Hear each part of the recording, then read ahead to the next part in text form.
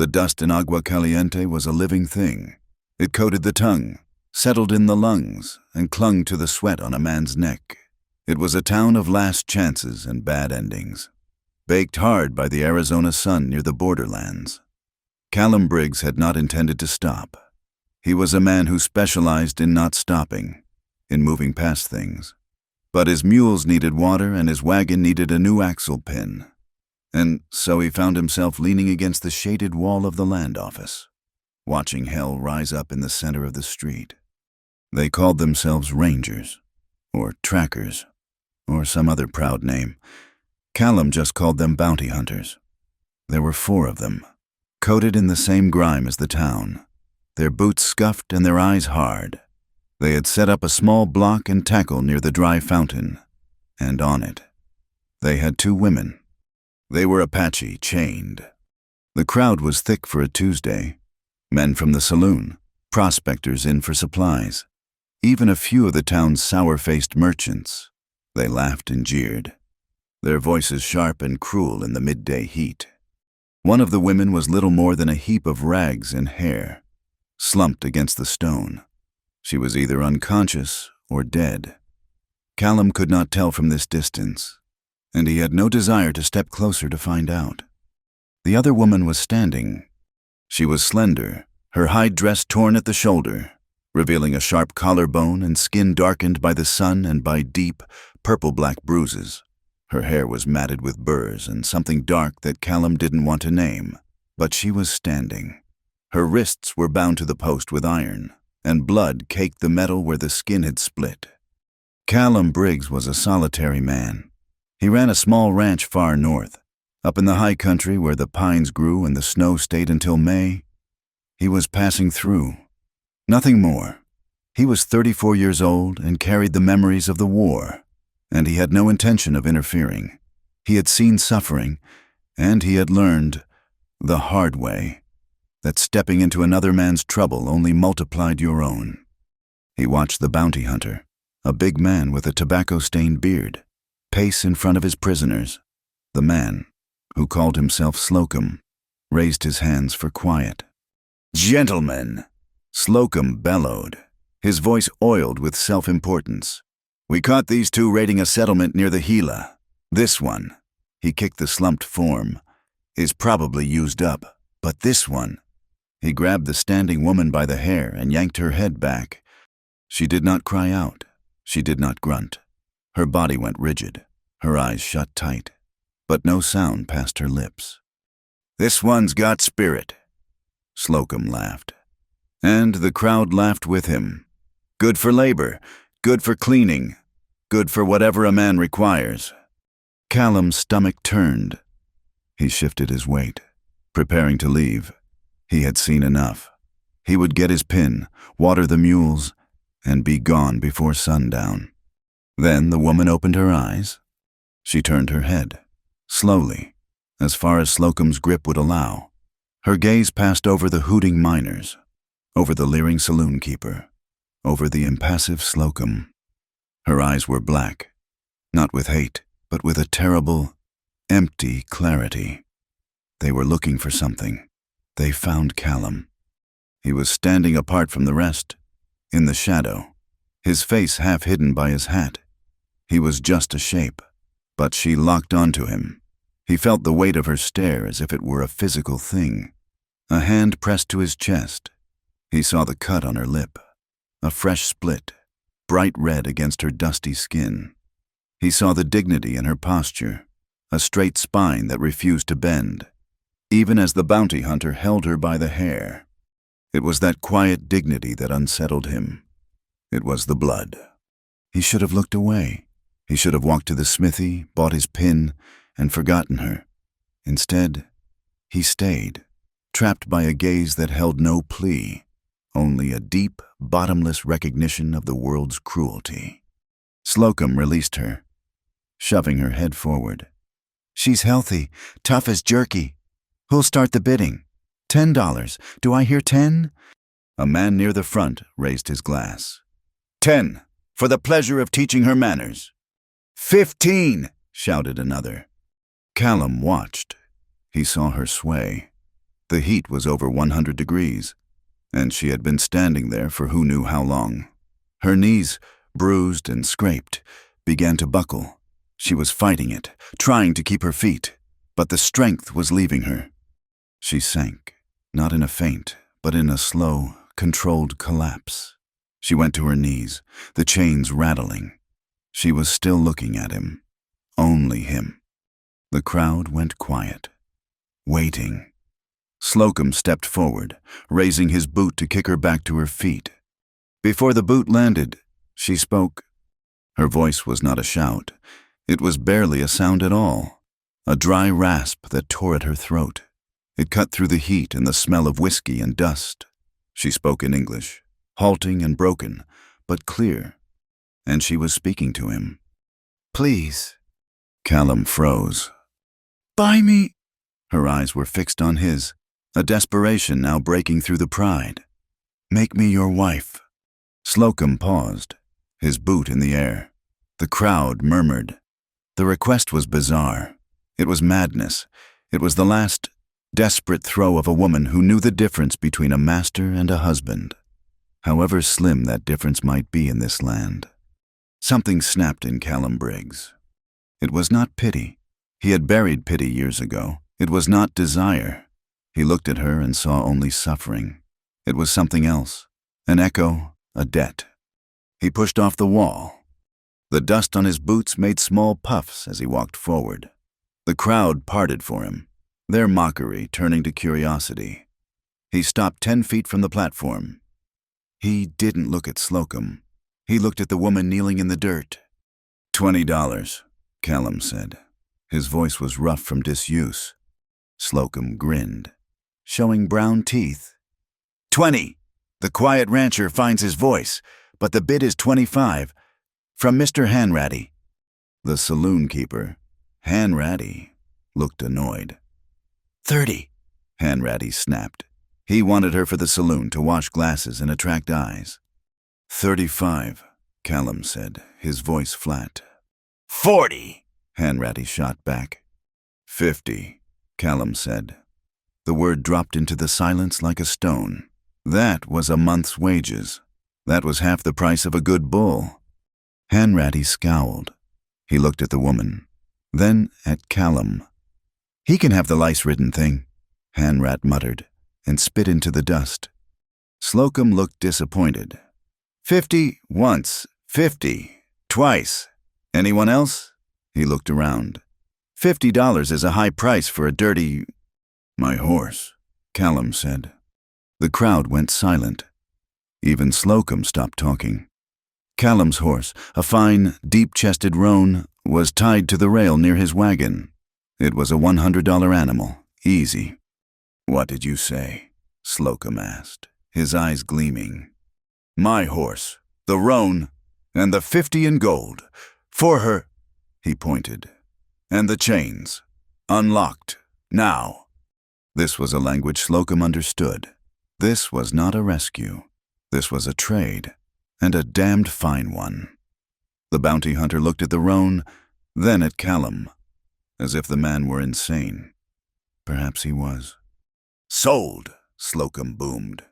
"To the crazy man, for one horse and $50. The laughter was loud this time. It was mockery, sharp and deep. "Briggs bought himself a wife. She'll scalp you in your sleep, Cal. Better check her for ticks." Callum ignored them. He walked to his wagon, retrieved a small leather pouch, and walked back. He counted out the gold into Slocum's grasping hand. Then he walked to his horse, untied the reins, and handed them over. The horse whickered, confused, but followed the new hand. Slocum gestured to one of his men, who fumbled with a key and unlocked the iron cuffs on the woman's wrists. The metal fell away, landing in the dust with a soft thud. She did not move. Callum stepped up to her. She was still on her knees, her head bowed. He looked down at her bleeding wrists. He felt the eyes of the entire town on his back. He didn't offer a hand. He just waited. "Get up," he said, his voice low. She looked up. She studied his face. She was looking for the trick, the lie, the coming blow. She found none.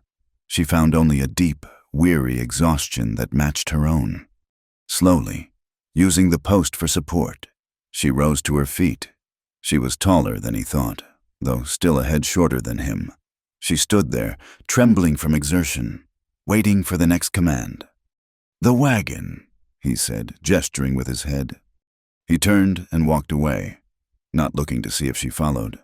He heard her footsteps, a light, shuffling drag in the thick dust. He heard the men laughing again. He did not care. He had made his purchase.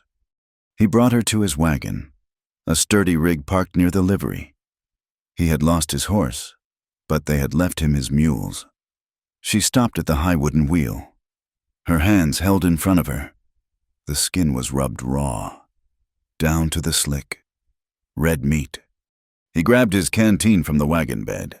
He unstopped it and held it out to her. She stared at it. She looked at the water, then at him. She did not take it. Her eyes were narrowed, full of suspicion. A gift could be a trap. Callum understood. He sighed, a short, sharp breath.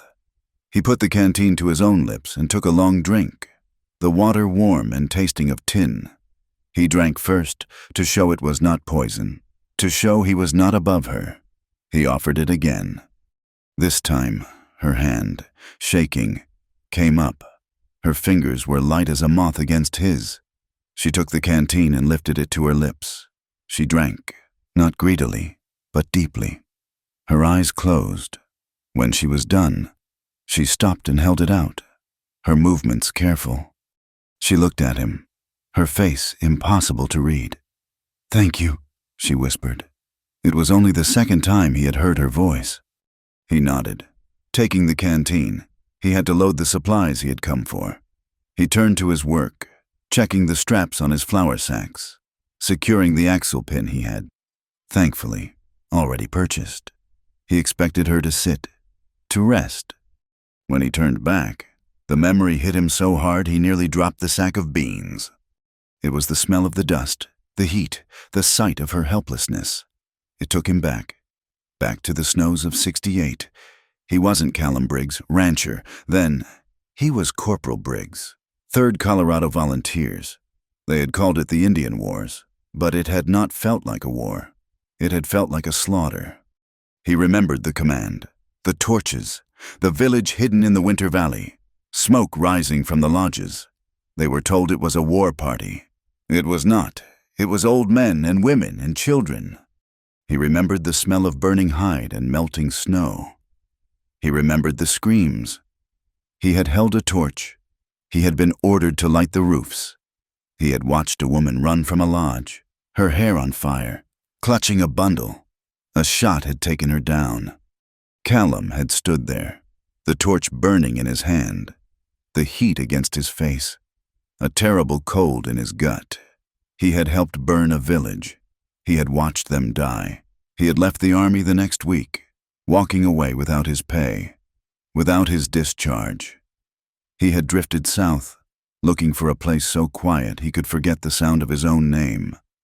He had bought his ranch with the last of his blood money and had sought peace. He looked at the woman. Peace was a fool's dream.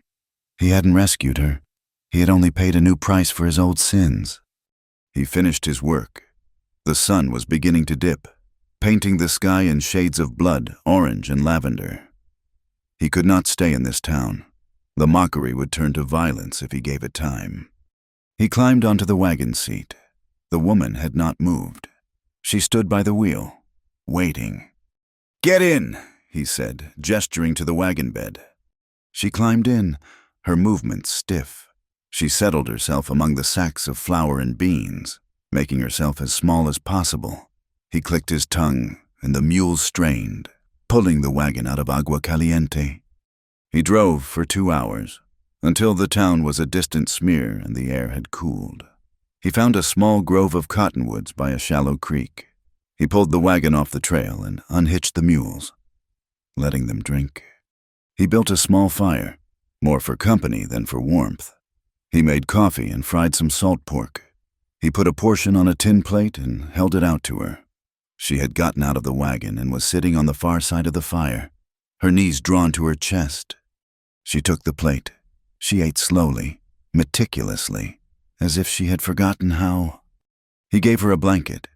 His spare, it was thick wool and smelled of dust and horses. She took it without a word, wrapping it around her thin shoulders. He expected her to sleep in the wagon, for the minimal protection it offered. She did not. She lay down on the hard-packed earth, near the wagon wheels, but facing the fire. She curled into herself. The blanket pulled tight. She looked like a small, wounded animal, seeking only to be left alone. He sat for a long time, watching the fire, his rifle across his lap. He did not know what he had done. He had spent nearly all his money and his only horse on a woman who did not speak his language, who looked at him with eyes that had seen the end of the world. He was a fool. He slept badly, his dreams filled with fire and snow. He awoke before the sun. The first gray light was filtering into the grove. He sat up, his body stiff. She was already awake. She was sitting in the same spot, the blanket folded neatly beside her. She was watching him. He stood, stretched, and went to check the mules. He heard her stand and follow. He turned, wary. She was pale, and he could see she was in pain. Her wrists were a mess, and she walked with a pronounced limp he hadn't noticed last night. But she ignored her injuries. She walked straight past him, to the mule that looked the most skittish. She began to speak to it, a low, soft sound. Not words, just a breath. She reached out and ran a hand down the mule's flank, checking for burrs or sores. She was insisting on helping. Callum watched her. She was frail, starved, and injured. But she was not broken. He went about his own tasks, hitching the team, kicking dirt onto the fire. He tried to speak to her. "My name is Callum," he said again, pointing to his chest. She nodded. She understood. "What is your name?" he asked, pointing to her. She looked at him, a long, flat, unreadable stare. She did not respond. Her name was one of the few things she had left, and she was not giving it to this strange, quiet man. He did not press her. He finished hitching the team and climbed back onto the wagon seat. She did not wait to be told. She climbed into the back, settling herself among the supplies. Her eyes, however, never left him. They followed him as he checked the harnesses. They watched as he picked up the reins. She studied everything he did, as if memorizing him, as if trying to decide if he was a savior or just a different kind of monster. He looked at the trail. South led back to the border, to the heat, the violence, the men who had sold her. He looked north. North led to the mountains, to the high, cold country, to his ranch. It was a place to be alone, a place to heal, or a place to hide. He snapped the reins. The wagon lurched forward. Turning north, he was bringing her away from the memories, away from the heat. He did not know if he was bringing her to safety, but he was bringing her home. She sat silently in the back, never asking questions, just watching the desert scrublands begin to change. The high desert scrub gave way to tilting plains of juniper, and then, slowly, the world began to climb. The air, which had been a suffocating blanket of heat in Agua Caliente, finally found a chill. They traveled for 5 days before they saw the first dusting of snow on a distant mesa, a sight that made the woman in the back of the wagon draw her blanket tighter. The landscape turned wild, the trail narrowing to a ragged path cut into cliff sides. The wagon wheels groaned against the stone, and Callum Briggs walked alongside his mules, his hand on the brake, easing them over the treacherous ground. At night, the cold was a blade, and the silence was broken by the howl of wolves, a long, lonely sound that echoed off the canyon walls. Callum watched her. He had bought her, but he was beginning to understand that he did not own her. She was not the half-starved beast from the auction block. On the second day, she had tended to her own wrists, using river mud and a poultice of leaves she'd found while he watered the team. By the third day, she was mending the harness with a deftness that surprised him. She moved like someone born of the wilderness. He would wake in the pre-dawn gray to find her gone, only to see her returning a moment later, her hands full of dry tinder.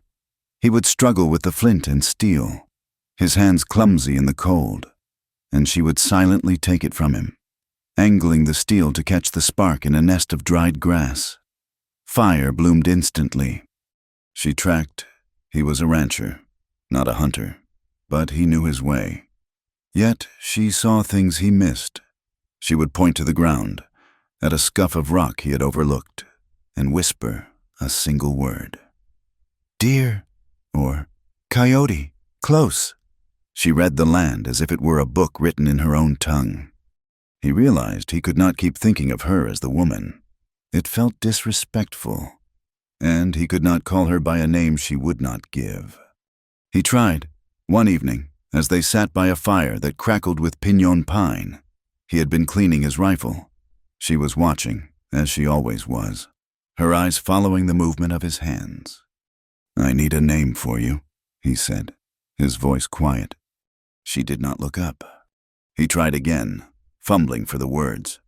"When I was in Mexico, I saw a flower. It was growing right out of the rock.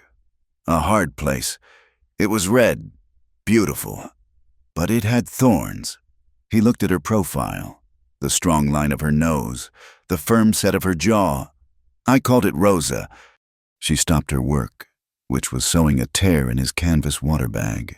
She looked at him, her dark eyes unreadable in the firelight. He saw suspicion. He saw weariness. He had given her a name, just as a man gives a name to a dog or a horse. He had not meant it that way, but the harm was done. She said nothing and turned back to her sewing. Callum felt the fool. He rubbed the back of his neck and went back to his rifle. For 2 days, the name hung between them, unspoken. He called her nothing, but on the third day, a heavy sack of flour shifted in the wagon bed, threatening to tip as they crossed a creek. "Rosa," he said, the name slipping out, sharp and quick. "The sack! Hold it!" He didn't look back, his attention on the mules. He felt a shift in the wagon, and the weight settled. When they were on flat ground again, he looked back. She was sitting as she had been, her hands in her lap, but the sack was secure. She did not correct him, and after that, when he spoke the name, she answered. It was a compromise, a thing she allowed, a name for this new, strange life. They pushed north into the high mountains. The pines grew thicker. The air smelled of winter. One afternoon, the sky turned the color of a fresh bruise, a heavy, sick purple. The wind began to howl, not a whisper, but a scream. "A storm," Callum said, pulling his hat low. "We need cover." She stood in the wagon bed, her hair whipping across her face, and pointed, not to the trail, but up at a sheer face of granite. "There," she said. He squinted. He saw nothing but rock. "There," she insisted. He followed her finger and saw it, a dark split, a shadow against the gray. Halfway up the cliff, it looked like a game trail, impossibly narrow. "The wagon won't make it," he said. "The mules will," she replied. He knew she was right. To stay on the trail was to die in the open. He unhitched the mules, grabbed the supplies he could carry, blankets, the rifle, the coffee, and the salt pork, and they climbed. The rain hit them, a sheet of ice-cold water that turned to sleet within minutes. The cave was shallow, more of an overhang, but it was dry. They huddled in the back, leading the mules into the shelter just as the sky opened. Thunder cracked overhead, a sound so loud it seemed to split the mountains. It was not a rumble, it was a cannon shot, and the ground shook. Callum saw her flinch. He built a small, smoky fire near the mouth of the cave. The wind stole the smoke and the warmth, but it was something. Night fell, black and absolute. The storm raged. Another crash of thunder, deafening, right above them. Rosa cried out, a small, choked sound. And she moved. She didn't just lean. She huddled, pressing herself against his side, her small body trembling violently. Callum froze. He was suddenly aware of everything: the smell of her hair, damp from the rain, the scent of wood smoke, and a faint, clean scent that was just her. He felt the sharp point of her shoulder, the warmth of her thigh against his. He sat very still, his arm around his knees, the rifle resting against the wall. "The thunder," she whispered, her voice ragged. He said nothing. He just sat, solid as the rock behind him, and let her tremble. He was not a comfort to her. Not really. He was just something to hold on to. "They came," she whispered, her voice so low he had to lean his head down to hear her. "When I was small, the soldiers, they came. With the thunder, the guns." Callum's stomach turned to ice. He thought of the village he had burned. The screams. Had he been her thunder? She took a gasping breath, as if pulling the words up from a deep, painful place. "My name," she said, her voice cracking. "It is not Rosa." He waited. The wind howled. "It is Suna." The name felt heavy, a secret given in the dark. "My sister, Ozzy," she said, the name a sigh. "She was with me, at the auction. She was the other one. The one who had not moved. The one slumped against the post. She was sick, the cough. She died. 2 days. 2 days before the town. Slocum, he left her in the chains. Next to me." Callum closed his eyes. The cruelty of it was bottomless. "We were betrayed," Suna whispered, her voice gaining a thin, hard edge. "A man from the agency. He promised food. He brought Slocum. He brought the whiskey men. They... She stopped. Her trembling became a violent shudder. "Men hurt me. They hurt us. I prayed to die. I thought I would die in those chains. When I saw you, I... She was weeping now, but silently. A terrible, shuddering grief that made no sound. She was hiding her face against his knee. Callum did not know what to do. Words were useless. He had no comfort to offer. He was a part of the world that had done this to her. He slowly, carefully, unwrapped his heavy canvas coat from his own shoulders. It was warm from his body heat, smelling of leather and coffee. He didn't wrap it around her. He just draped it over her, a heavy, protective weight. She clutched it, pulling the collar to her face. The tension in the cave was sharp. It was no longer just the storm. It was the space between them. He was acutely aware of her body, of her vulnerability.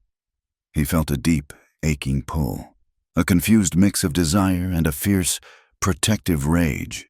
He wanted to keep her safe, and at the same time, the fear that he was just like the others, a man who took what he wanted, made him feel sick. He sat rigid, his muscles aching, and watched the fire die down. He listened as her breathing slowly deepened, as the shudders subsided, and as she finally fell into an exhausted sleep, her head resting on his leg. He did not sleep at all. When he woke, the storm had passed. A sliver of pale morning light cut into the cave. He was stiff, his leg numb. Suna was gone from his side. He sat up, alarmed. She was at the mouth of the cave, looking out at the world. The storm had washed everything clean. The air was sharp and cold, and the rising sun lit the snow on the high peaks with a brilliant, golden light. She had rekindled the fire. She was already mixing a small handful of his flour with water, preparing a thin gruel in the pan. When she saw he was awake, she did not look away. She did not drop her gaze. Her eyes were red-rimmed and puffy, but the haunted, broken look from the auction was gone. So was the terror from the night. In its place was something new, something clear. She finished cooking the gruel, scraped it onto his tin plate, and handed it to him. She served him first. Her expression was no longer guarded. It was open. She had told him her worst secrets, and he had not hurt her. He had not used her.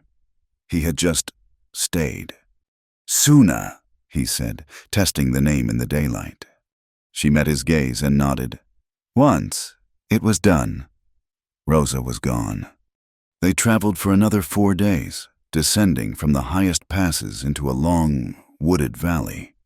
The journey was different now. She still rode in the back, but the space between them had changed. They encountered travelers on the trail, a group of 3 prospectors heading south, their mules loaded heavy. They looked hard, the way men who lived on hope and failure always did. They stopped, blocking the narrow trail. Their leader, a man with a scarred face and watery eyes, looked at Callum, then at his wagon. Then his gaze settled on Suna. "That's a fine-looking wagon, friend," the man said. "It gets me by," Callum said. He kept his hands on the reins, his rifle within easy reach. The man's eyes lingered on Suna. "Headed north, are you, with your property?" Callum's hands tightened. The man smiled, a greasy, unpleasant sight. "Heard about you down in Agua Caliente. Heard you paid a horse for that Apache squaw." He hawked and spat a thick stream of tobacco juice. It landed in the dust, just inches from the wagon wheel, just inches from where Suna sat. Callum felt a hot, red wave of rage. It was the old rage, the one from the war, the one that made him want to see the world burn. He saw the man's leering face, and he wanted to wipe it from the earth. His hand moved, dropping from the rein, his fingers brushing the cold wood stock of his rifle. He could kill this man. He could kill all 3 of them. And then what? He looked at Suna. She had flinched when the man spat, but she was looking at Callum. Her eyes were wide, not with fear, but with anticipation. She was watching to see what kind of man he truly was. He stopped. He took a slow breath, the cold air burning his lungs. He looked at the prospector, his eyes as cold and flat as a frozen lake. "You're blocking the trail," Callum said, his voice dangerously quiet. "Move your mules." The man held his gaze. He saw the stillness in Callum, the lack of fear, and he saw the rifle. He saw a man who was not looking for a fight, but who would surely finish one. The man's smile faltered. "No need to get sour, friend," the prospector muttered. He tugged his mule, "Just making conversation." They moved aside, their eyes following the wagon as it passed. Callum did not look at them. He just clicked to his mules and moved on. They did not speak for miles. When they made camp that night, the silence was thick, but not uncomfortable.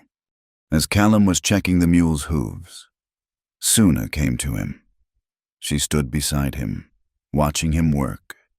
"Thank you," she said. He grunted, not looking up. "For what? I nearly shot him. I wanted to—" "I know," she said. "The other men, Slocum, Hanratty, they would fight to show I was theirs, like a dog, a thing." She looked at him, her gaze steady. "You were angry, for me, but you did not fight." She reached out, her fingers barely grazing his sleeve. "You did not let me feel small." He finally understood, by restraining his own violence. He had given her a dignity the others never had. He had treated her not as property to be defended, but as a person who deserved peace. 2 days later, they crested a high ridge, and the trail fell away beneath them. "We're here," Callum said, pulling the mules to a halt. Below them, a valley opened up. It was not a grand canyon or a vast plain. It was a perfect, quiet bowl, shielded on all sides by high, pine-covered mountains. A small creek, lined with yellowing aspen trees, cut through a meadow of tall, golden grass. And tucked against the far wall of the valley, nestled in a stand of deep green pines, was a small cabin. It was made of logs, with a stone chimney and a simple wooden porch. A small corral, empty, stood beside it, along with a lean-to for the mules. Suna stood up in the wagon bed. Her hand went to her mouth. She stared, not at the cabin, but at the sheer, unbroken quiet of the place. There was no dust, no shouting, no iron. There was only the sound of the wind moving through the pine trees. She looked stunned. It was a look he had not seen on her face before. Not fear, not pain, not suspicion. It was awe. They drove the wagon down the long, gentle slope. He unhitched the mules and turned them into the corral. Suna slid down from the wagon and walked, as if in a daze, to the cabin.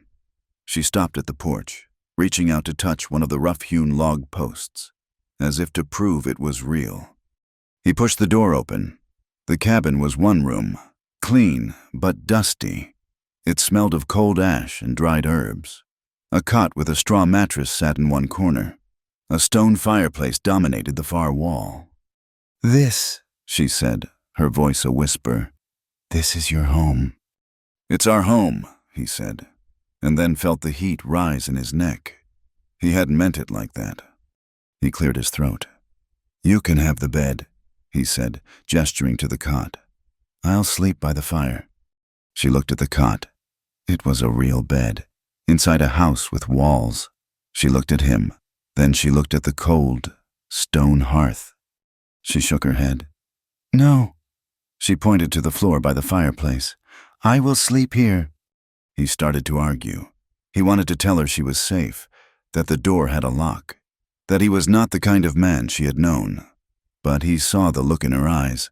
The cot was a trap. It was small, confined. The open floor, near the fire, with the door in her sight. That was freedom. It was her choice. "All right," he said. That night, he built a fire in the hearth.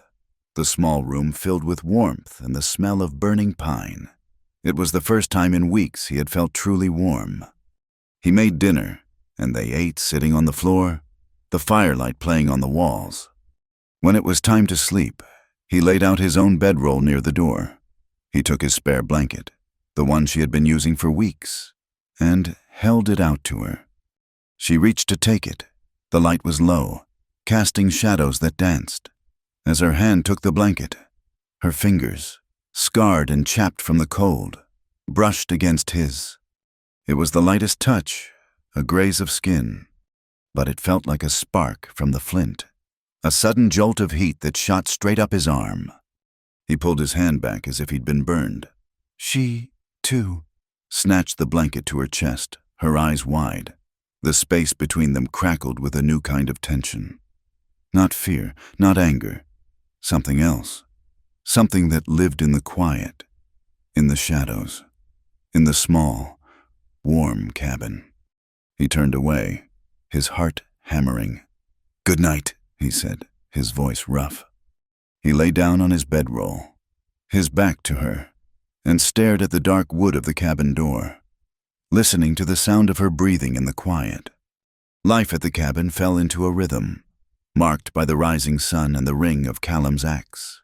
The first week, he gave her space. He would chop wood, and she would watch from the porch, her hands tightly clasped. He would haul water from the creek, and she would watch from the doorway. He had a single nanny goat, a stubborn creature named Clementine, which he milked each morning. He would return with a small pail of thin, chalky milk, and Suna would be sitting by the hearth, her eyes following the pail. He gave her no orders. He made no demands. He simply left food for her, kept the fire fed, and went about his chores. A silent, solitary man. He felt her gaze on him constantly, a weight on his shoulders. She was studying him, learning his habits, measuring his capacity for violence. On the 8th day, he woke to find the water buckets already full and sitting by the door. He stopped, his heart giving a strange kick. He looked at her. She was on the floor by the cold hearth, pretending to be asleep. The blanket pulled to her chin. He said nothing. He just used the water to make coffee. The next day, she swept the floor with a broom he had made from birch twigs. The day after that, she was waiting for him at the corral. When Clementine kicked at him, Suna spoke a low, sharp word in her own language. The goat, startled, went still. Suna stepped forward, took the pail from his hand, and with a series of quick, practiced movements, milked the goat dry. She handed the full pail back to him, a faint, almost challenging look in her eye. Callum just nodded. Obliged. A quiet treaty was made. She would earn her keep. She was not property, but she would not be a burden. She moved from the hard floor to the cot. It was a small victory for both of them. He was still in his bedroll by the door, a habit he had kept from the army, always wanting to be between danger and his sleep. The air grew colder. The first true snow of the high country arrived, a silent, heavy blanket that muffled the world. The wind found the cracks in the cabin walls. The fire, no matter how high he built it, could not fight the pervasive, bone-deep chill. He would wake in the deep night, the cabin lit only by the red-orange glow of the embers, and hear her shivering. The cot was in the coldest corner. He saw her, a small shape, balled up and trembling under two blankets. He was cold, too, his bedroll offering little comfort against the draft from the floorboards. He lay there for 3 nights, listening to the sound of her shivering, his own body rigid with cold. It was foolish. It was a waste of warmth. On the 4th night, he spoke into the darkness. His voice was rough. "Suna." She went still. The shivering stopped. "Yes," she whispered. "You're freezing." A long silence. I am fine." He sighed, sitting up. He threw another log on the embers, and sparks flew up the chimney. "This is no good.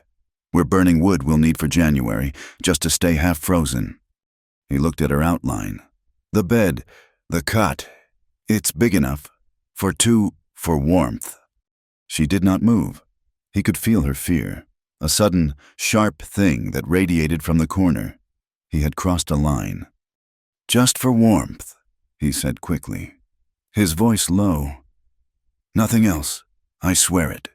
On my name, we lie back to back. We'll both be warmer." He waited. The log hissed and popped. He felt a deep shame, as if he had offered an insult. "All right," she said, her voice so small he almost missed it. He got up from his bedroll. He took his blanket. He walked to the cot. She was pressed against the far wall, making herself as small as possible. He lay down on the outside edge, his back to her. The cot was narrow, even back to back. His shoulders brushed hers. He felt her go rigid, a sharp intake of breath. "It's all right," he murmured to the wall. "Go to sleep." He did not sleep. He lay there, barely breathing, his entire body aware of the small, warm shape behind him. He felt the light tremor that ran through her. He stayed perfectly still, his muscles aching with the effort. It took an hour, perhaps 2, before he felt the tension slowly leave her. Her breathing deepened, her shoulders relaxed, and she settled, a faint sigh escaping her. The shared warmth was undeniable. It seeped into him, into his frozen hands, his aching back. He closed his eyes, overwhelmed by a simple, profound comfort he had not felt in years. He was not alone. The next morning, they woke in the same position, back to back. They did not speak of it. They simply got up, the new arrangement accepted, and began the day. Life settled. A routine of shared silence, chopping wood, hauling water, mending tack. They began to understand each other in the small ways. He learned that the slight tilt of her head meant she was listening, not ignoring him. She learned that when he rubbed his temple, he was remembering something bad, and it was best to be quiet. The goat, Clementine, provided their first shared laugh. Callum was trying to fix the latch on her small pen, and the goat, sensing an opportunity, bolted. She ran straight into the cabin, leaped onto the table, and began eating the dried beans Suna had been sorting. Suna shouted, a word Callum had never heard. Callum lunged. The goat skittered, knocking over the water bucket. Suna grabbed the broom, and Callum made a dive for the animal. He missed, landing face first in the spilled water. He looked up, dripping, to see Suna frozen, her hand over her mouth.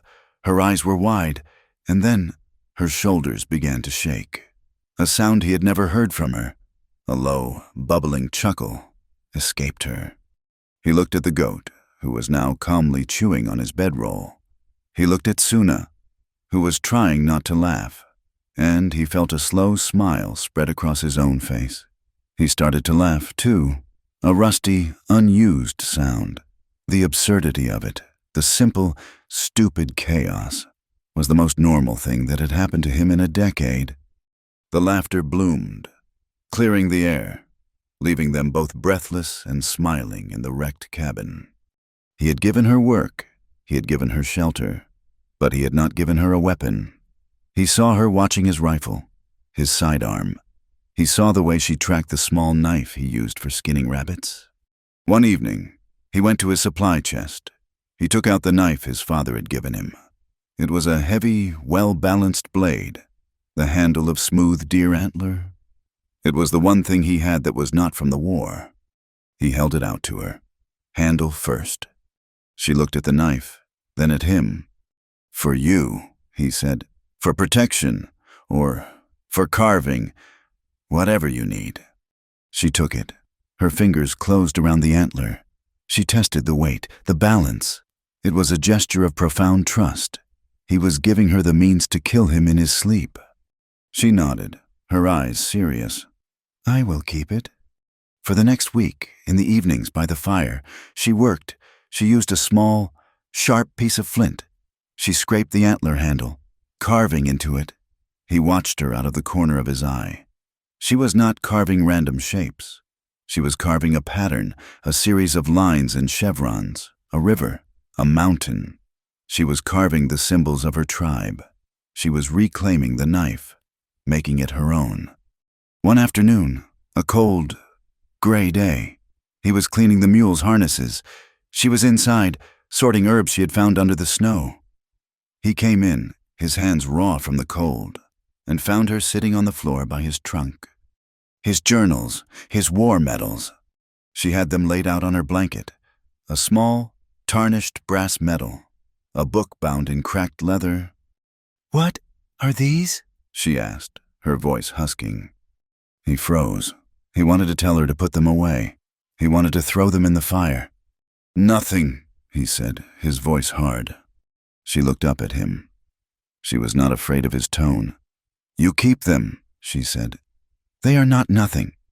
He sighed, the anger leaving him, replaced by the old, familiar weariness. He sat on the floor across from her. He picked up the medal. "They give you this for killing," he said, "for following orders." He opened the journal. The pages were filled with his own tight, angry script. "And you write this to try and forget." He told her. He told her about the village in the snow. He told her about the orders, and the men who called it justice. He told her about the screams he still heard when the wind was high. He told her how he had left, how he had come to this valley to hide from the man he had been. "I am not a good man. Suna," he whispered, staring at the floor. She was silent for a long time. The only sound was the fire. He finally looked up. She was watching him, her face full of a deep, aching sadness. It was not pity.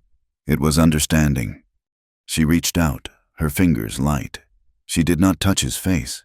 She touched the scar on the back of his hand, a long white line where a bayonet had grazed him during a skirmish. She traced the scar, her touch so light it was barely there. She said nothing, but in her touch, he felt an absolution he had not known he was seeking. The nights in the shared cot were a quiet agony. The warmth was a comfort, but the proximity was a torment. He was so aware of her, the smell of her hair, the soft sound of her breathing. He lay night after night, his back to her, rigid with a desire that felt like a betrayal. She was in his care. He had sworn her safety. One night, the wind was loud, a high, lonely shriek around the chimney. They were both awake. He could feel her, tense, listening. She moved, a small, rustling sound. Then her hand. It rested tentatively on his shoulder. He stopped breathing. Her fingers were light. She touched his shoulder, his arm. He felt her touch through his shirt as if he were naked. He turned, slowly, to face her.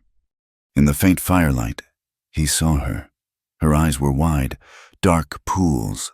She was looking at him, not with fear, but with a deep, searching intensity. "Callum," she whispered, his name. He leaned in. He did not know who moved first.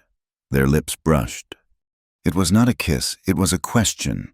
It was the lightest, softest pressure, a breath shared. He tasted the salt on her skin. He smelled the smoke in her hair. He kissed her.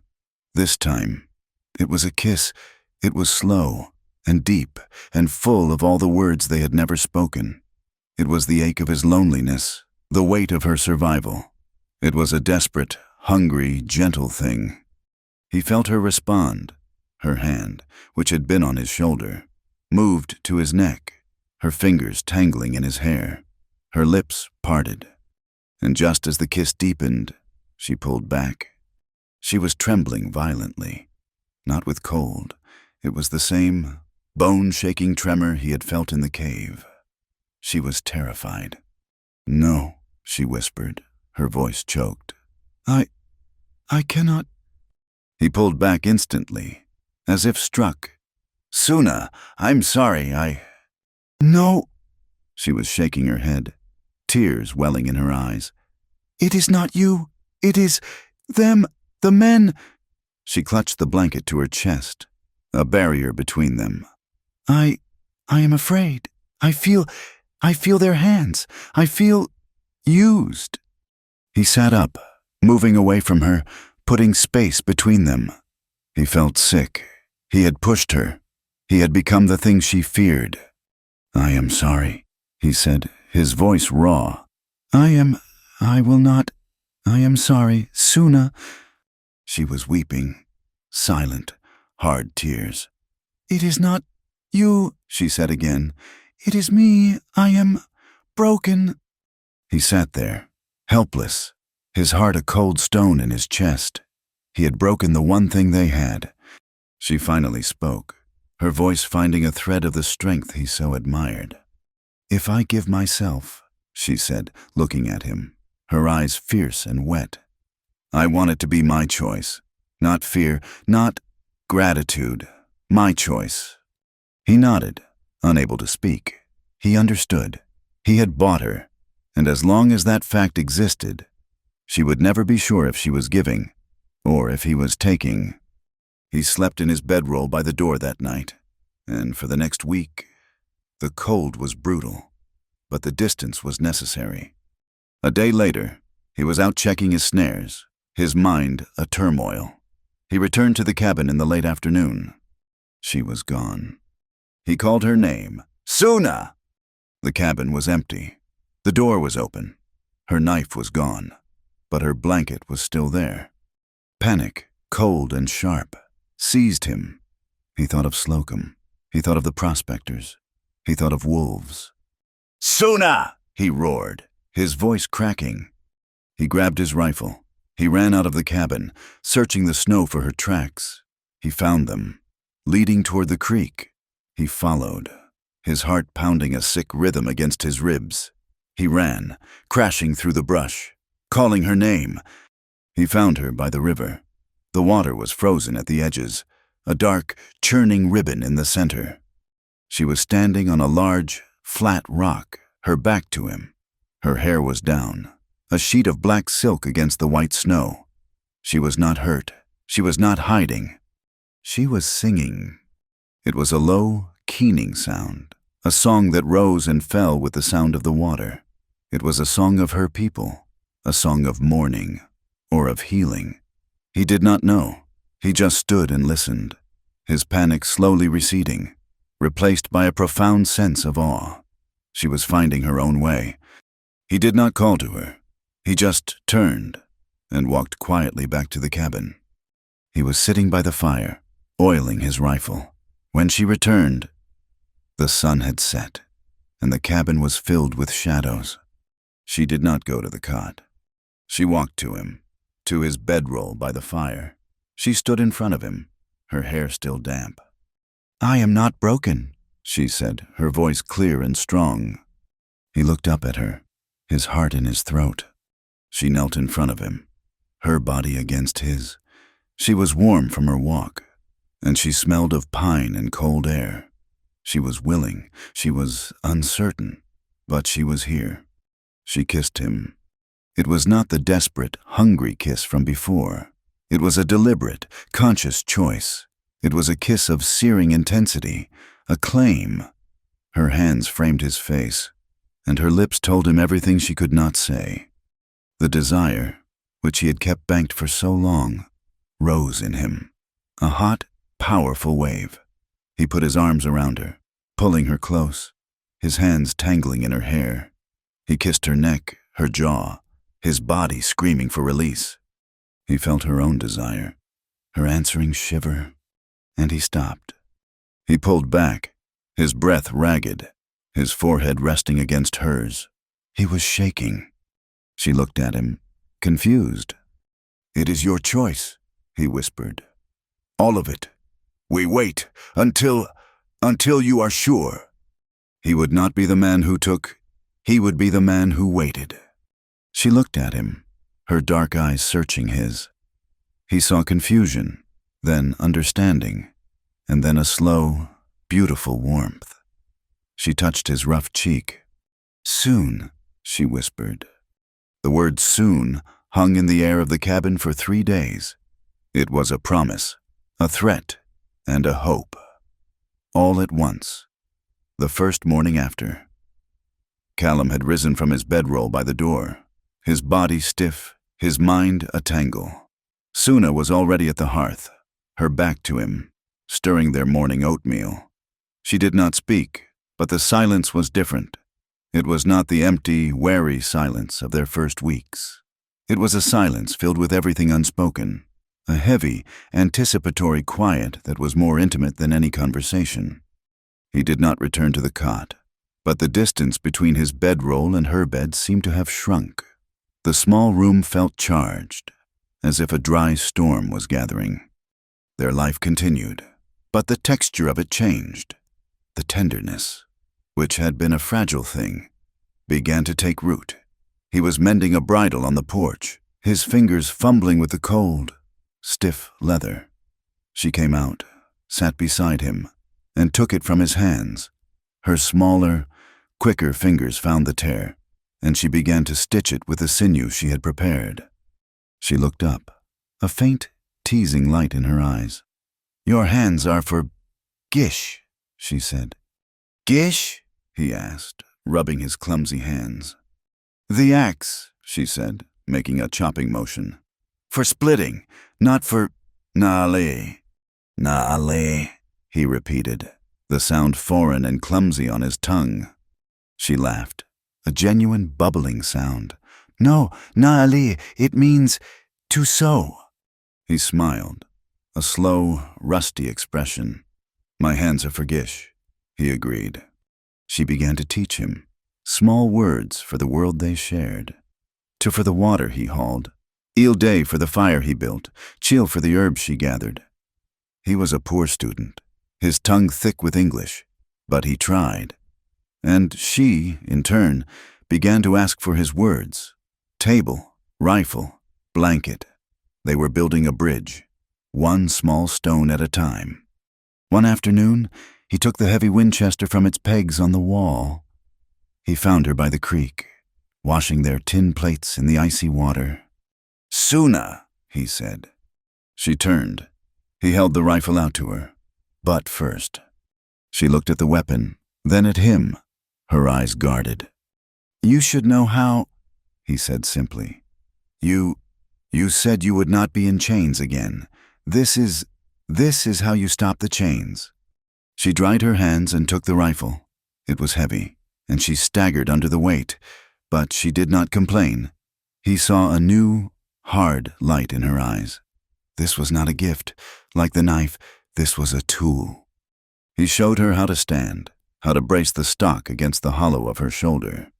He stood behind her, his hand covering hers on the cold wood, showing her how to sight down the long, blue steel barrel. He was intensely aware of her, the smell of her hair, the faint tremor in her arms. "It will kick," he warned, his voice low, his mouth near her ear. "Be ready for it." He placed a small pine cone on a rock 50 yards away. "Breathe out," he murmured, "and squeeze. Do not pull." She took a deep breath. The world was silent, just the wind in the pines and the rush of the creek. The shot was deafening. It cracked the silence of the valley, and the rifle butt slammed back into her shoulder, knocking her back a step. She cried out, a small gasp of surprise.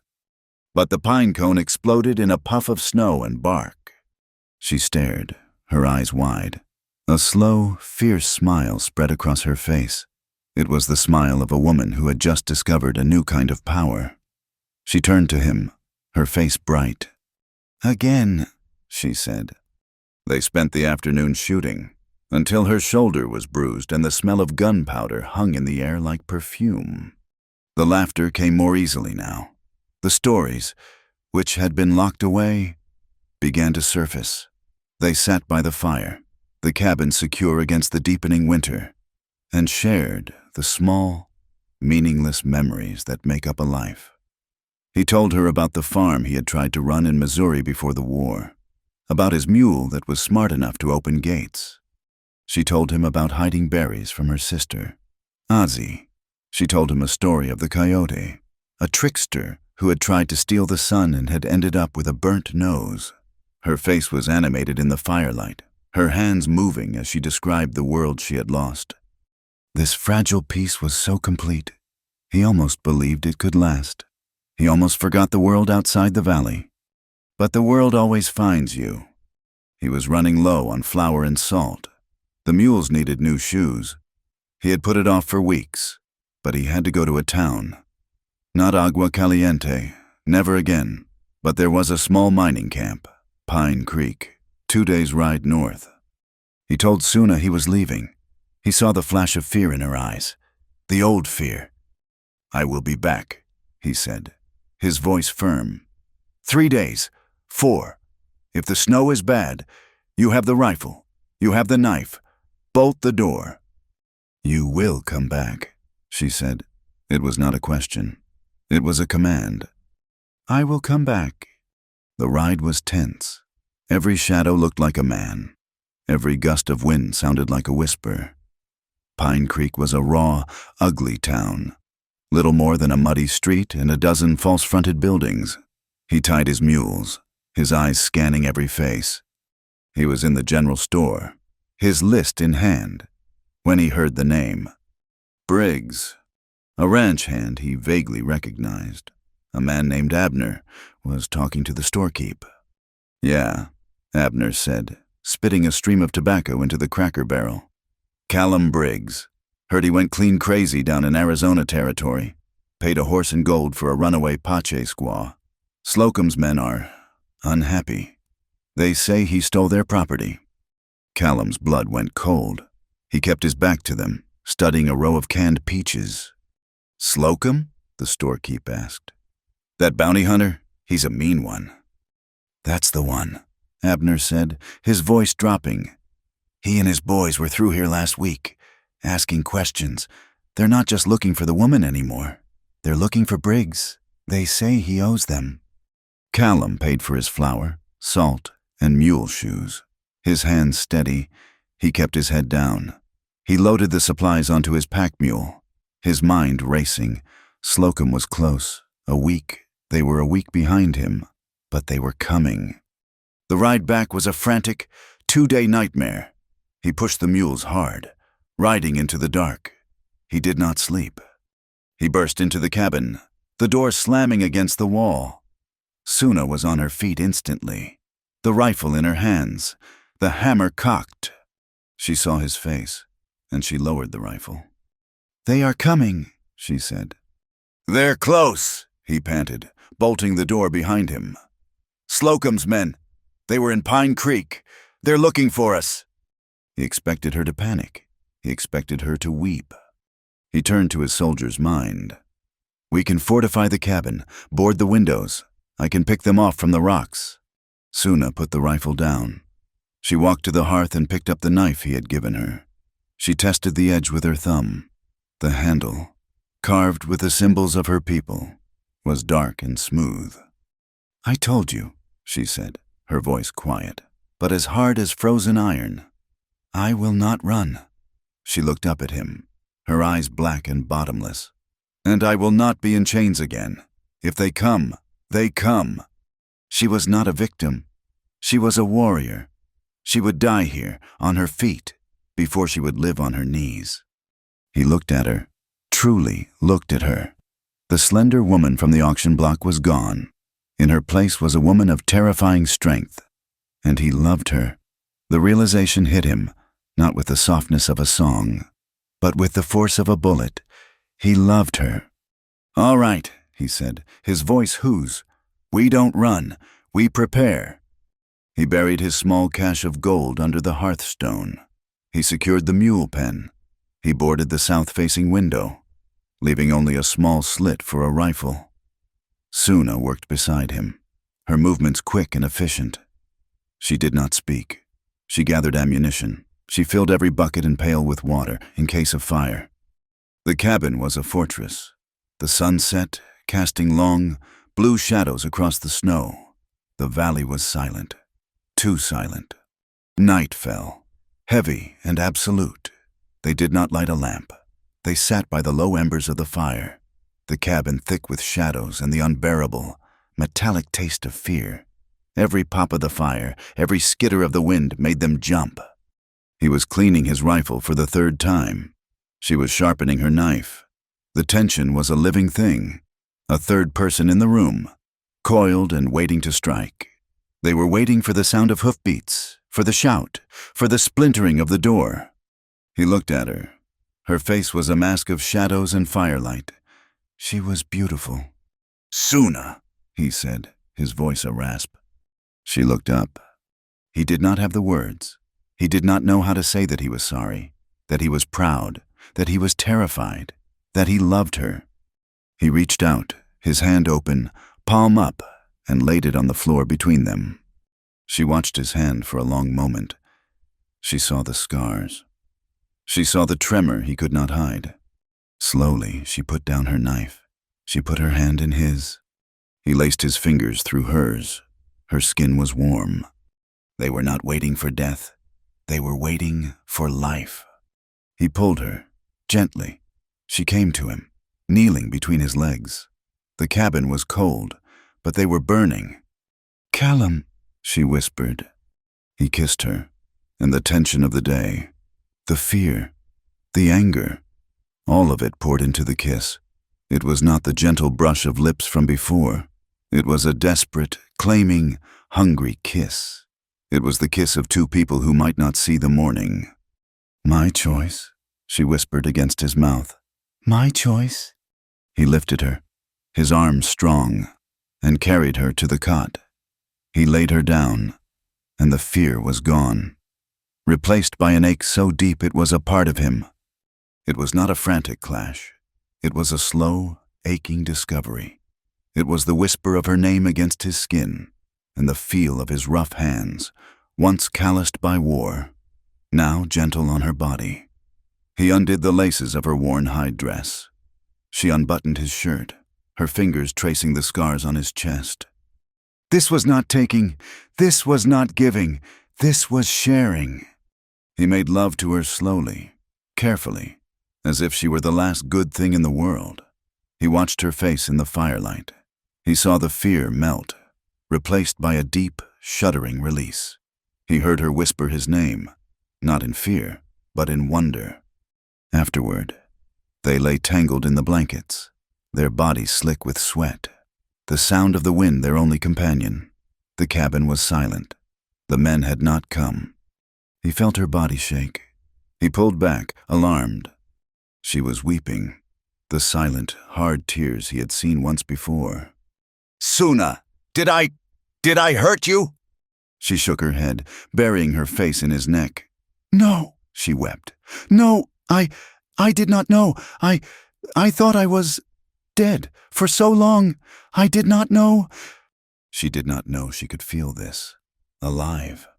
He held her, rocking her gently, his own heart breaking with the terrible beauty of it. He held her until the tears subsided, until her breathing was even. She lay quiet for a long time, her head on his chest, her fingers tracing the line of his jaw. "Callum," she said, her voice muffled. "I'm here." Now I am truly yours," she whispered. If you want me." He tightened his arms around her. He kissed the top of her head. He had to clear his throat, his voice thick. "Suna," he said, "you've been mine since the moment I saw you kneeling in the dust. Not mine to own, but mine to see." They did not sleep. They just held each other.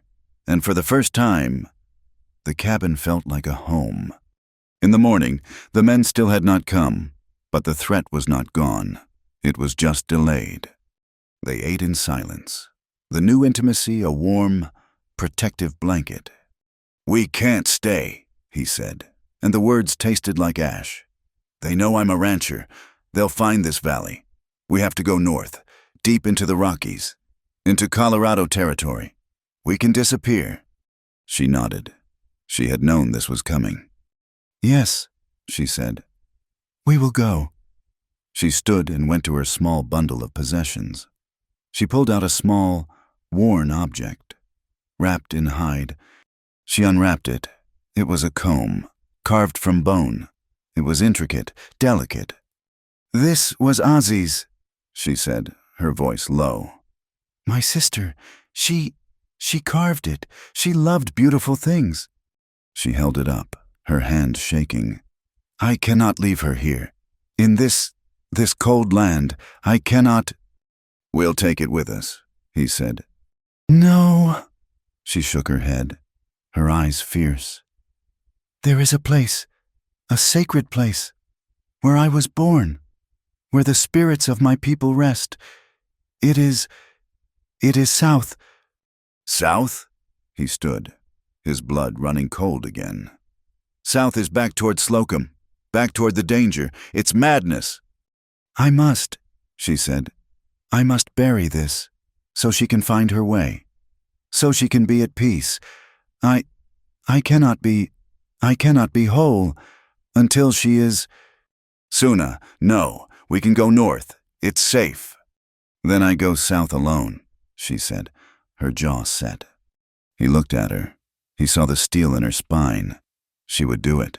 She would walk back into the fire to honor her sister. He sighed, running his hands through his hair. Damn it all." He looked at her, at this impossible, stubborn, beautiful woman. "You're not going alone." He would not let her go alone. "We go together." They left that night. They rode under the cover of dusk, not with the wagon, but with the 2 mules, one for riding, one for their meager supplies. They left the cabin, their small, safe world, and headed back out into the wilderness. The winter wind howled, a high, lonely cry that ripped at their clothes. They rode close together. That night, they made a cold camp, with no fire, under a deep overhang of rock. They rolled out their one bedroll. They slept close, not just for warmth, but from a new, tender habit. His body was a shield against the wind. Her body was a comfort against the dark. The desire that had exploded between them had settled, not disappearing, but changing into a constant, low-burning fire, a tender and steady warmth that kept the deadly cold at bay.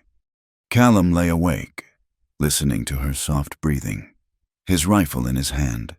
He watched the snow fall. He was no longer just a man hiding from his past. He was a man with a future, however dangerous and uncertain. He began to dream of a life, a real life, hidden in the deep mountains, a place where no one would ever find them, a place where he could wake up every morning and see her face. He felt her stir. She was not asleep. She was watching the snow with him. She began to hum, a low, soft melody, a song he had never heard. It was simple and sad and beautiful. "What is that?" he whispered. "A song," she said. "My mother sang it to me. It is about the stars, how they are the eyes of the ones who are gone, how they guide us." She taught him the melody, and they sat there, in the dark, in the cold, their voices a low murmur, singing to the ghosts. They traveled south for 2 days, moving through a land of cracked rock and skeletal trees. The cold was a constant, gnawing presence. Suna rode the pack mule, her small frame wrapped in a blanket, the carved comb a hard line in her satchel.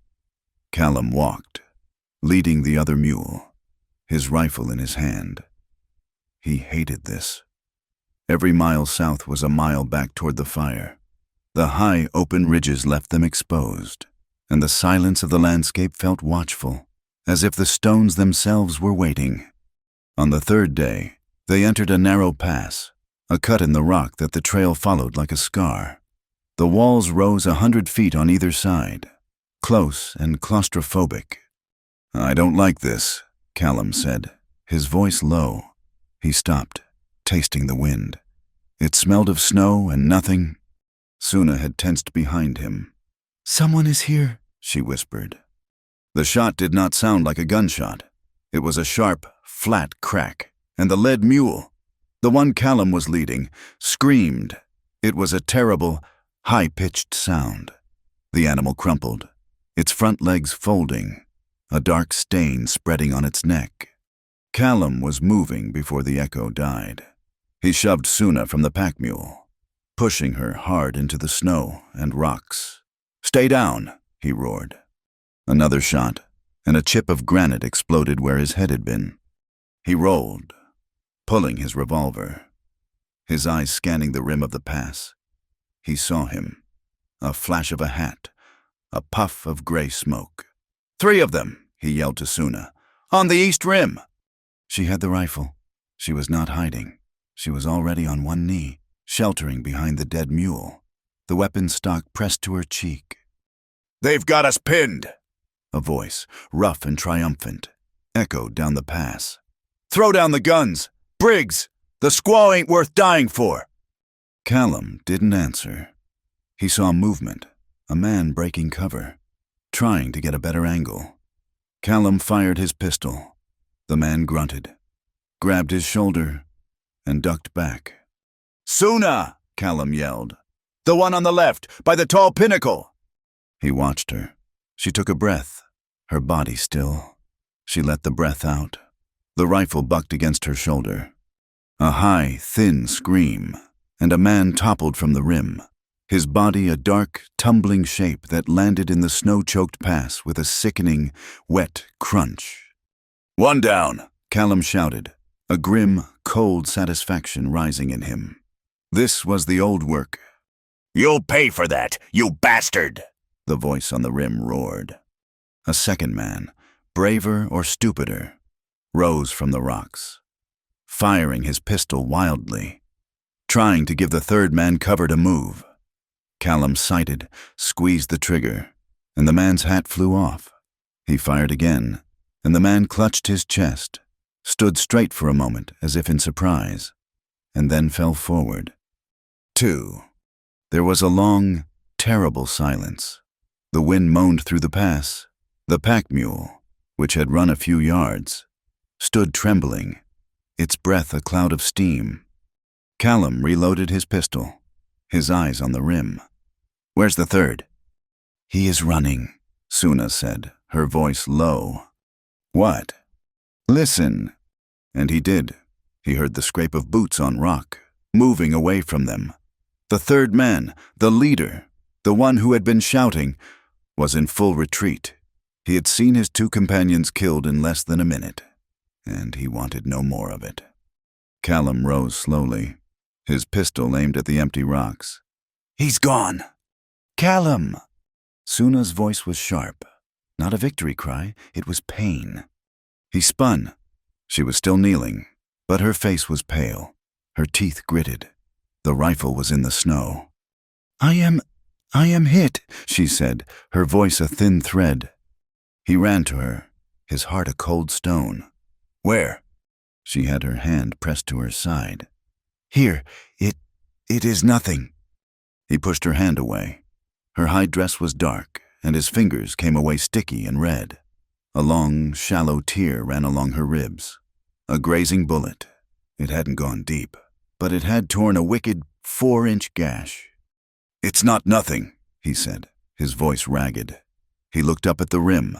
The third man was gone, but he would be back. He would get Slocum. He would get a posse. Callum looked at the dead mule, then at the 2 bodies on the rocks. We have to get out of here, now! He tore a strip from his own shirt, wadded it, and pressed it hard against the wound. Suna gasped, a sharp intake of air, but she did not cry. She bit her lip until a bead of blood appeared, but she did not make a sound. He pulled her to her feet. Can you ride? I can ride, she said, her voice trembling but fierce. He packed what he could onto the one remaining mule, his hands shaking with adrenaline. He had to leave the flour. He took the ammunition, the blankets, and the water. He helped Suna onto the mule's back, then climbed up behind her, his arms around her, one hand holding the reins, the other pressed tight to her side. Hold on, he whispered. They rode south, away from the pass, leaving the dead men and the dead mule to the gathering crows. They rode for hours, the cold biting deep. Suna was a rigid presence in his arms. She did not slump. She did not complain, but he could feel the tremors that ran through her. As dusk fell, he knew he had to stop. She was losing blood, and the cold was making it worse. He saw a shape against the darkening hills, a chimney. There, he said. It was an abandoned mining shack, half caved in, the door hanging on one leather hinge. It smelled of pack rats and old snow, but it was 4 walls. He half carried her inside, settled her on a pile of rotten canvas, and used the last of his strength to bar the broken door with a fallen roof beam. He built a small fire in the crumbling stone fireplace, using dry boards ripped from the floor. In the weak, flickering light, he looked at her.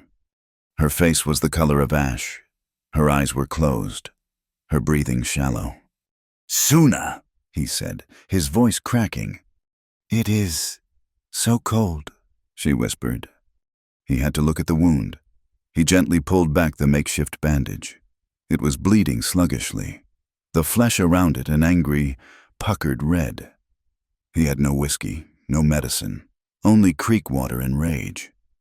This will hurt, he said.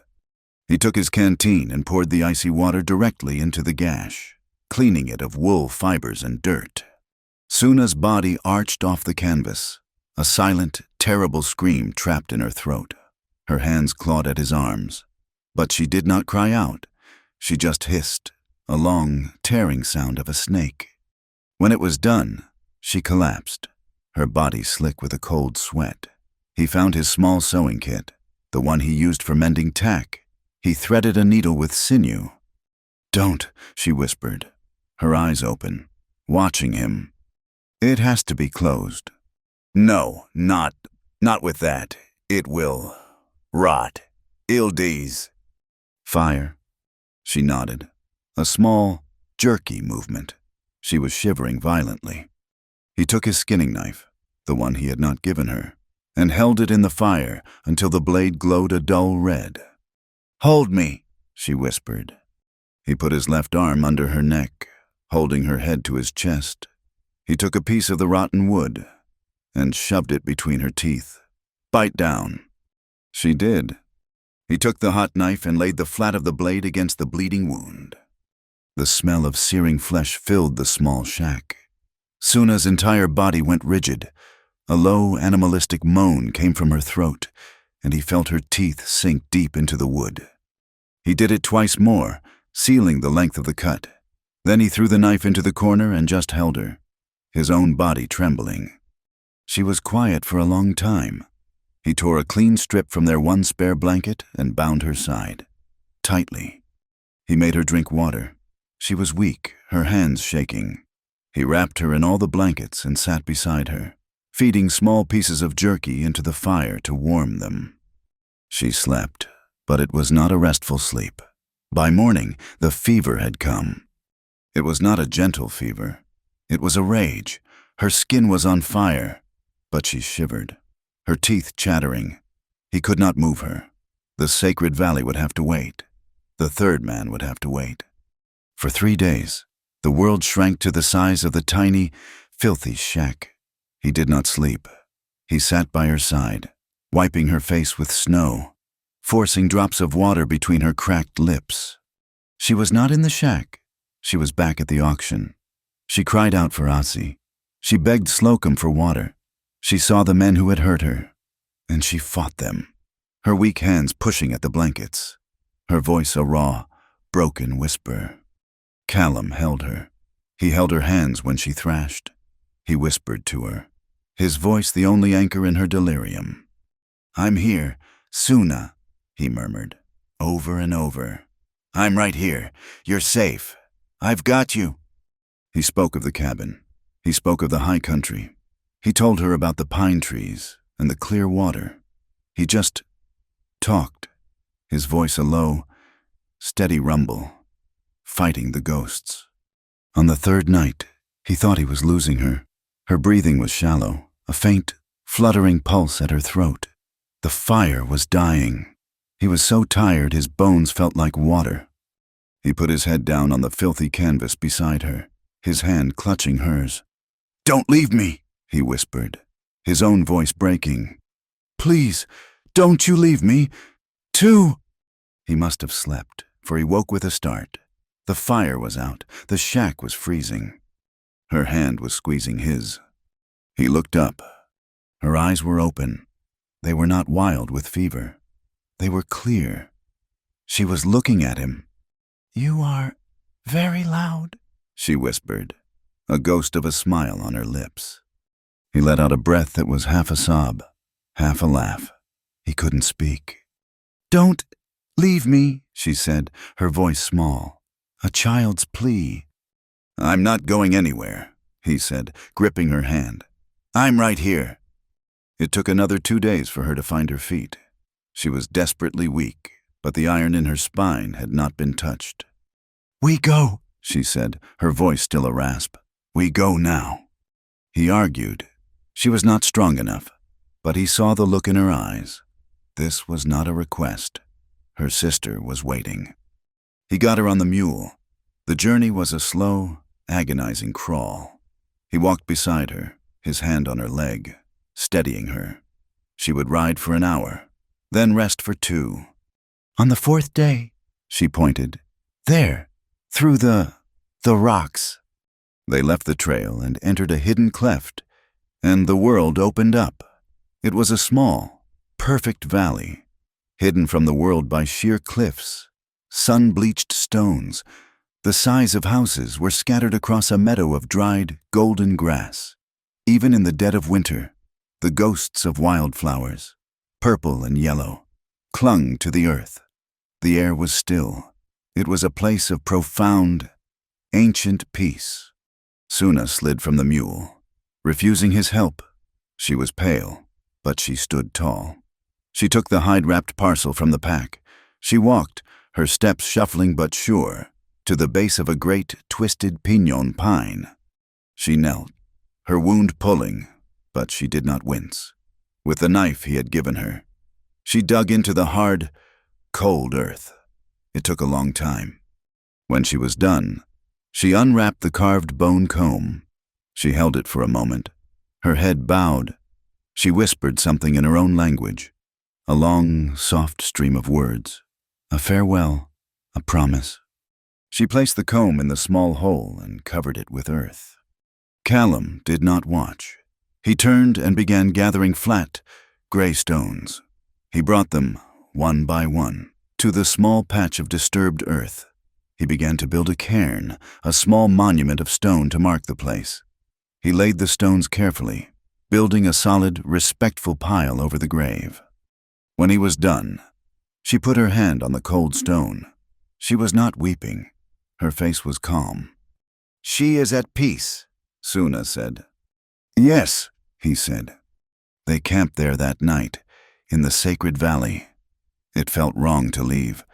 He built a fire, and the stars came out, a spray of diamonds on black velvet. They lay in their bedroll, Suna's back against his chest, his arms around her. The violence, the fever. It all felt like a bad dream. I am good, she whispered into the dark. You saved me. Callum. You saved yourself, he said, his voice thick. You're too stubborn to die. She laughed, a small, weak sound. She turned in his arms to face him. Her eyes were serious in the starlight. When we are safe, she said, her voice very low. If we settle in the mountains, I want to bear your child. He stopped breathing. He looked at her, at this woman who had been through fire, who had been wounded, who had buried her last link to her past, and she was talking about a future, about life. I want to make a life, Callum, she whispered, her hand on his cheek. Not just run. I want a family with you. If you want me. He kissed her. A long, slow kiss, full of a pain and a hope so deep he had no words for it. Yes, he said. I want that, too. They were strong again. The journey had purpose, but they were out of food, and their ammunition was low. They had to get supplies. They skirted a small town, a trading post called Two Forks, just south of the high passes. I'll go in, he said. After dark. You wait here. No, she said. We go together. We are seen. We run. They rode in, two shadows among many. He left her with the mule in a dark alley between the saloon and the land office, and went to the general store. He bought flour, bacon, coffee, and 2 boxes of cartridges. His gut was tight. Every face was an enemy. He was walking back to Suna when he saw it. Nailed to the wall of the marshal's office, lit by a single, flickering lantern, was a piece of paper. He stepped closer. His heart stopped. It was a wanted poster. Wanted, $1,000 reward. Callum Briggs, for the murder of 2 lawful men in the Cienega Pass. And below that, in smaller letters, known to be traveling with a fugitive Apache squaw. Approach with extreme caution. Lawful men, the man who had escaped. He had made it to a marshal. He had twisted the story. The law was not on their side. The law was now the hunter. He ripped the poster from the wall. He walked, his legs stiff, back to the alley. Suna saw his face and her hand went to her knife. He didn't say a word. He just handed her the paper. She read it, her lips moving silently in the dim light. She looked up, her face hard as stone. They have made you a murderer, she said. He shook his head, stuffing the poster into his saddlebag. He mounted the mule. No, he said, offering his hand to pull her up behind him. They made us outlaws. She took his hand. Where do we go? He looked north, at the dark, looming mountains that rose like a wall against the stars. Further north, he said, into Colorado territory. Somewhere they can never find us. They rode out of Two Forks, 2 fugitives, 2 partners, with $1,000 bounty on their heads and a shared, desperate hope for a new life. They rode north for a month, pushing into the deep, uncharted belly of the Rocky Mountains. The wanted poster was a fire in Callum's pack, a constant burning reminder that the law was behind them, not with them. They crossed into Colorado territory, leaving the last vestiges of the world they knew behind. They sought not a town, nor a trail, but an ending, a place to be lost. They found it in a high-country meadow, a valley so perfectly hidden it felt like a secret kept by the mountains themselves. It was shielded on all sides by towering peaks of granite, their heads capped in snow even in the high summer. A river, clear and fast, cut through the meadow, which was thick with wildflowers he could not name. Stands of aspen and deep green pine offered timber and shelter. In the distance, across the valley, he could see herds of elk, grazing undisturbed. It was a place no one would find by accident. It was a place to build a life. The first cabin was a lean-to, a quick shelter from the summer rains. But as the days shortened and the aspens turned to a shimmering, impossible gold, he began to build in earnest. He felled trees, the sound of his axe a sharp, lonely thwack in the vast silence. Suna, her wound long healed into a pale, silvery scar, worked beside him. She chinked the logs with mud and moss, her hands strong and sure. They built a cabin, stronger and tighter than the one he had left behind. It had a stone fireplace that drew perfectly, and 2 small windows, one facing east to catch the morning sun, one facing south to watch the valley. The seasons turned, the gold of the aspens fell, and the first snows came, dusting the meadow in white. The elk moved to lower ground. The river grew quiet, its edges freezing. Winter locked them in. And in the heart of that deep, silent winter, Suna's belly began to grow. It was a change that happened so slowly, he almost did not see it, until one morning she was standing by the fire, her worn hide dress pulled taut over the new, gentle swell. He had stopped, his hand full of firewood, his heart lurching into his throat. She had looked at him, not with fear, but with a quiet, fierce pride. "It is a life," she said, her hand on her stomach. "Your son, or a daughter who is as stubborn as you," he'd replied, his voice rough. He began to cut trees again, but not for the cabin. He worked in the small space by the fire, with his knife, carving. He was not a gifted carver. His hands, as Suna had said, were for the axe. But he worked slowly, smoothing the pine with a piece of sandstone until it was soft as suede. He was building a cradle. Suna watched him, her eyes soft. She, too, was busy. She had spent the autumn gathering herbs, her small bundles hanging from the rafters, filling the cabin with the scent of sage and yarrow. She was preparing, in her own way. They spoke fluently now. His Apache was still clumsy, a collection of broken words, but her English had bloomed in the isolation. She had a quick mind, and a dry, sharp wit that he had never expected. "You cut the wood. Wrong," she said one evening, watching him try to fix a loose leg on their one small table. "It's not wrong," he grumbled, shoving a wedge into the joint. "It's rustic." "It is. Chugai," she said, using one of her words. "It is. Crooked. Like a sick goat." He looked at the wobbly table, then at her, at the small smile playing on her lips. "A sick goat, is it? Well, this sick goat holds your dinner." "The floor holds dinner better," she teased. "The floor is not chugai." He laughed, a full, easy sound that no longer felt rusty. He threw the wedge of wood into the fire and pulled her, gently, into his lap. "I will build you a table of not crooked wood," he murmured, his hand resting on the swell of her belly. "I will build you a house of glass, if you'll just be quiet about my goats." He felt the baby kick, a small, insistent thump against his palm. His breath caught. He looked at Suna and saw his own awe mirrored in her eyes. They shared dreams. He told her of the ocean, a body of water so big it met the sky, a place he had seen only once, as a boy. She told him of the sky, of her people's stories, of how the stars were a map for the soul. They were two, but they were no longer separate. The winter was deep, the snow piling in drifts that covered the windows. It was a perfect, white silence. Until the morning, the silence broke. It was a snowy morning, the air thick with falling flakes. Callum was outside, clearing a path to the river, when he heard it.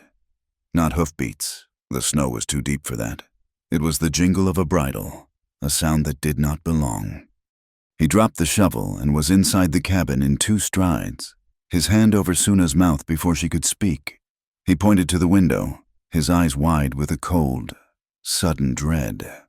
He saw them, dark shapes moving through the white. 4 men on horseback, pushing their way through the drifts. And leading them, on a big black horse, was the 3rd man, the one who had escaped the pass. He wore a thick coat, and a badge was pinned to it, a deputy star. Callum felt the floor drop out from under him. He had been so careful, but the smoke from their chimney, a thin, gray line against the sky, had been a beacon. "Slocum?" Suna whispered, her face pale. "No," Callum said, his voice a low, hard growl. He grabbed his rifle. "It's the one from the pass, and he's brought friends."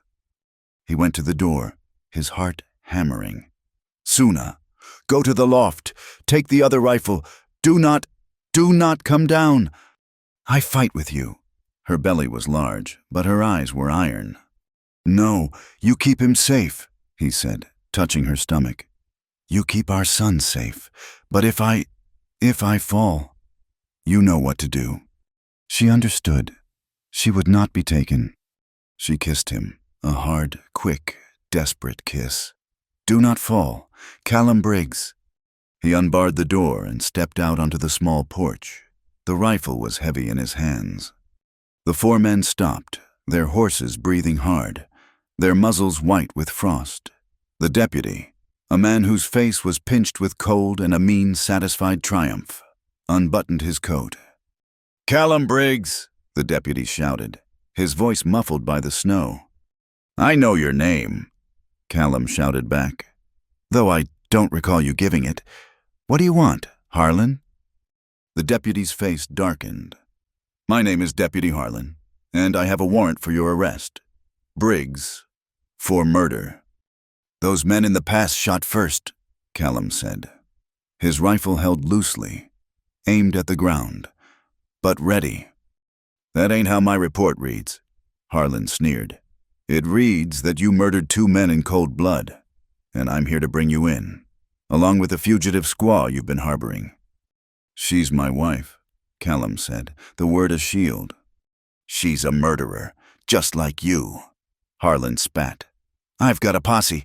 Don't be a fool. Send her out. We'll take her back.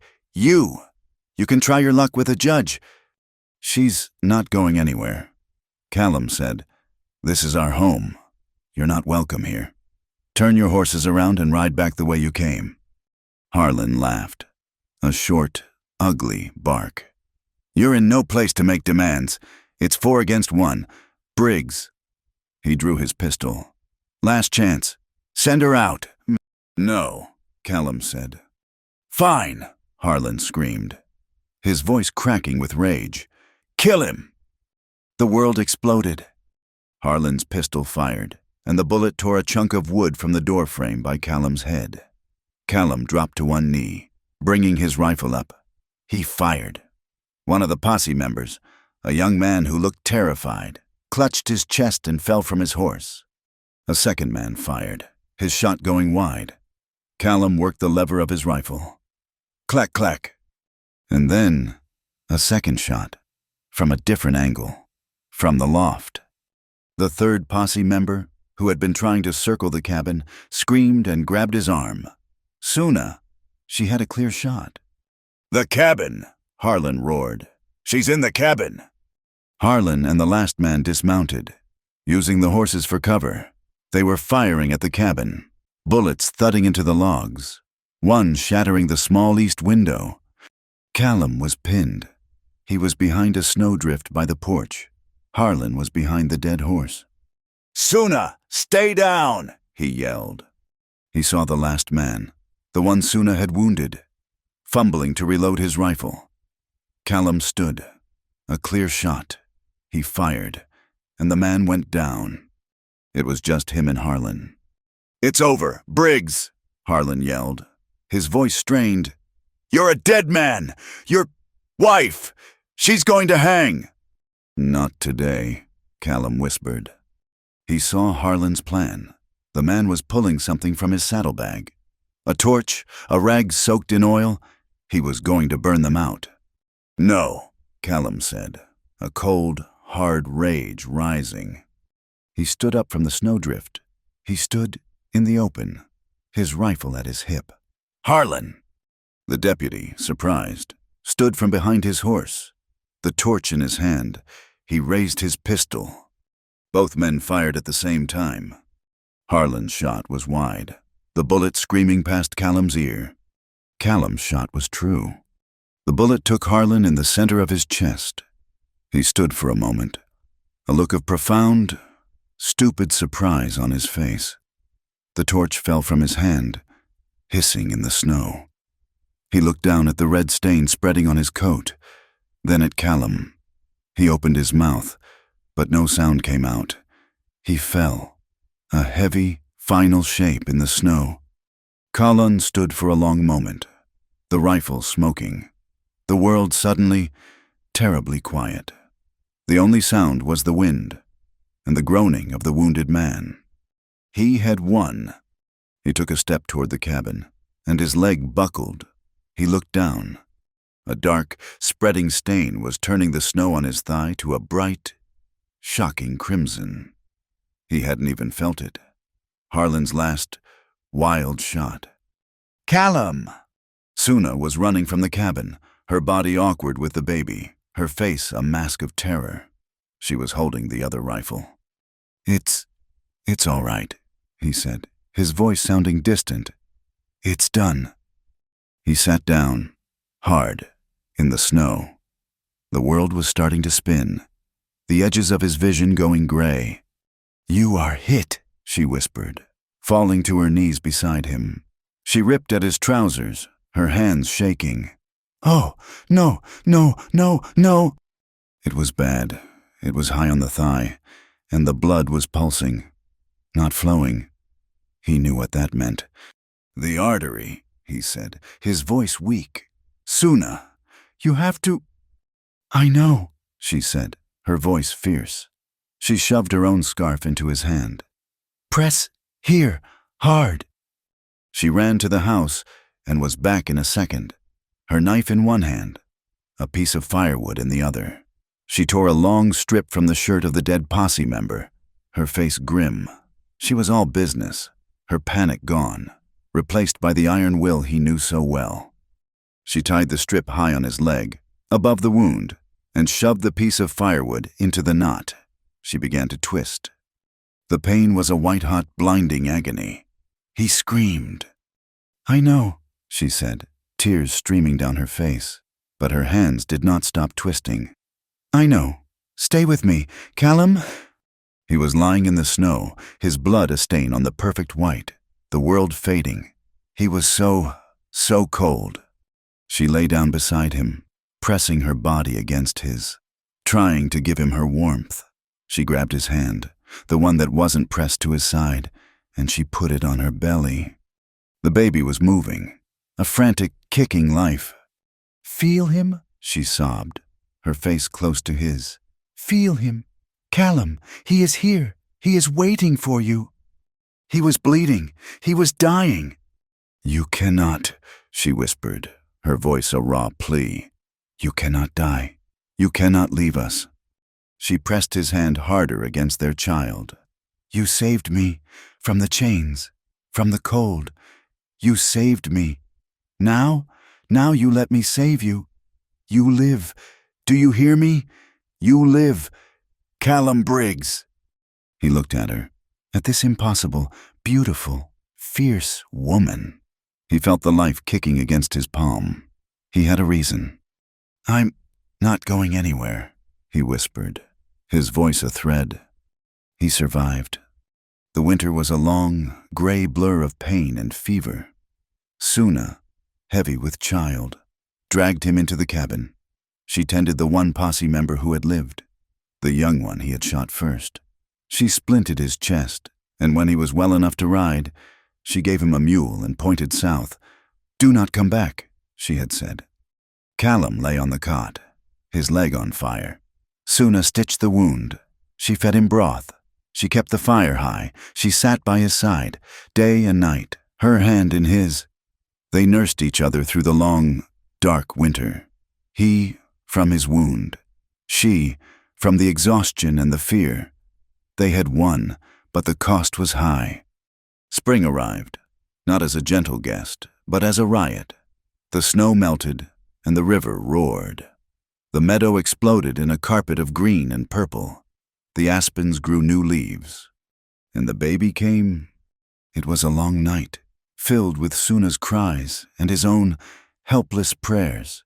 He boiled the water. He held her hand. He did what she told him.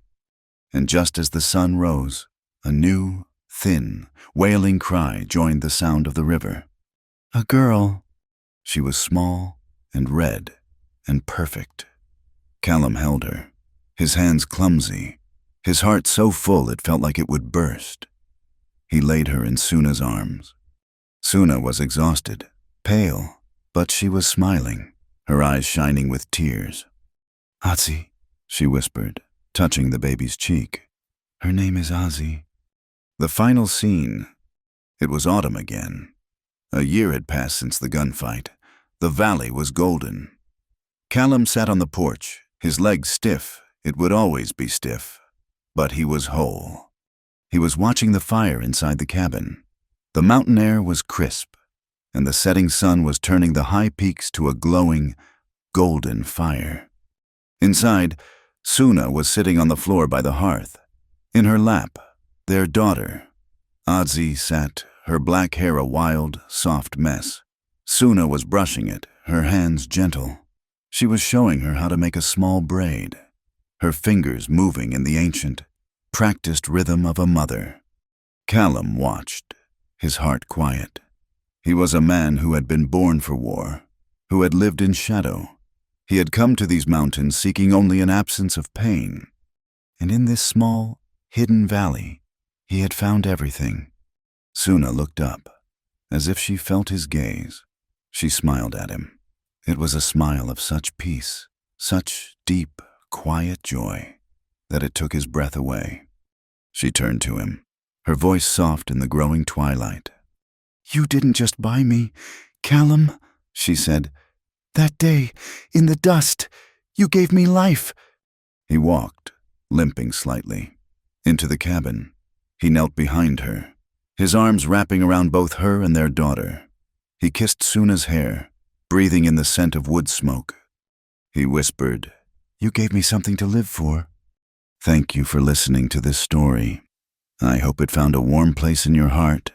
Please feel free to comment and let me know where in the world you're listening from. And if you enjoyed the journey, I'd be truly honored if you'd subscribe to From Wild West and share your thoughts with us.